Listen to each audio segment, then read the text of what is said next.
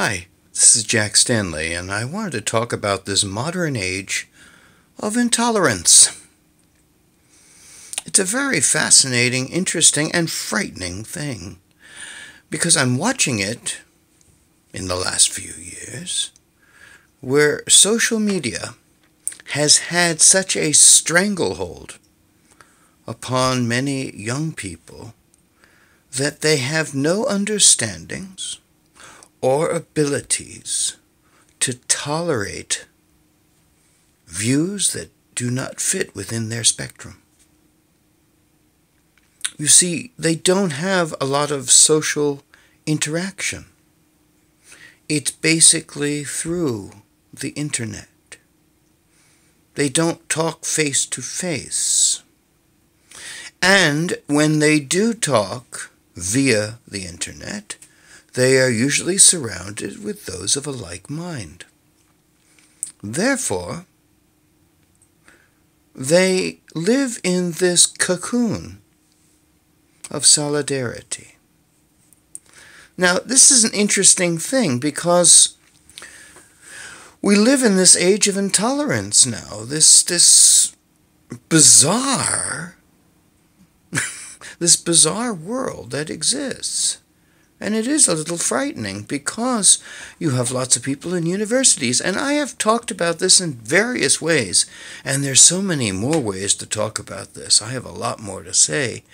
But the thing is that a lot of people within universities are of a like mind, have views, and if a view does not match theirs, they don't know how to handle it. And they have to hide. They have to go protect themselves. They need counseling, for Christ's sake. Where did we go wrong?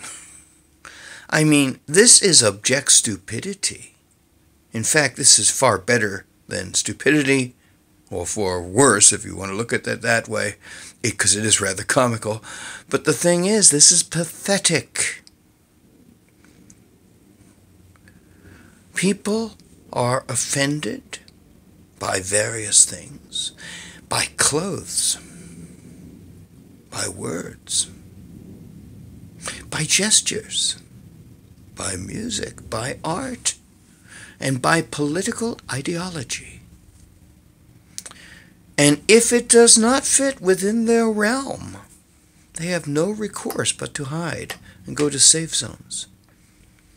I'm waiting. A lot of these people, what are they going to do when they get out of school? And they're going to be in the real world where there are no safe zones. And it's frightening because these are the people that are going to inherit this world from all of us. Not to say that we did a hell of a good job, because we didn't. But the one thing you have to be able to stand is contrary viewpoints. You have to be willing and wanting to accept criticism. That's how you grow. That's how you mature. That's how you advance. And I may have said this, but people don't get it, especially those of a certain age. And I have watched this. And you know something? Can I just put it this way? We went through something called the Enlightenment. It was a magnificent period of time. Perhaps the crowning jewel of the Enlightenment was the Declaration of Independence in the initial concept of the creation of this country. You know, these were thoughts by many. In fact, much of the Declaration is influenced by John Locke. And these were great thinkers who were going against an age of intolerance, who were all walking in lockstep. And what do we see today? We see these massive groups of individuals that through social media are all walking in lockstep.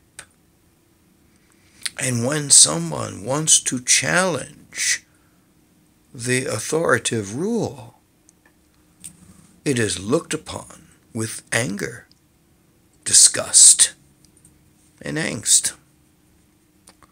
So, ladies and gentlemen, I think we really need to educate those that are in universities.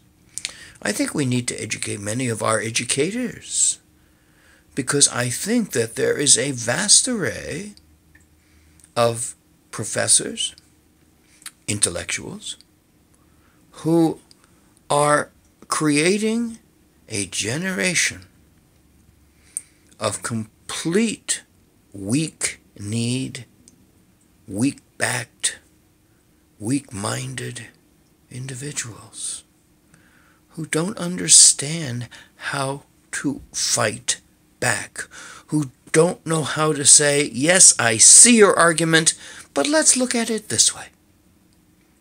No, they can't do that. They get upset. They need counseling. Good Lord, I need counseling just to think of how stupid this is. But really, think about this. I'm being very, very tongue-in-cheek in some respects, but this is a very, very important crisis, because we need to go through a new renaissance. We need to go through a new enlightenment to escape from this madness. And who will be the leader of that enlightenment? Who will challenge all of these individuals who walk in lockstep like they did before the original Enlightenment? Tough things that are coming up here, because this is going to prove very interesting. And I can also see that there's going to be an awful lot of work for psychiatrists. They will be talking to a large number of these individuals who are going to be going through all kinds of crises due to the factors of everyday life. Thank you.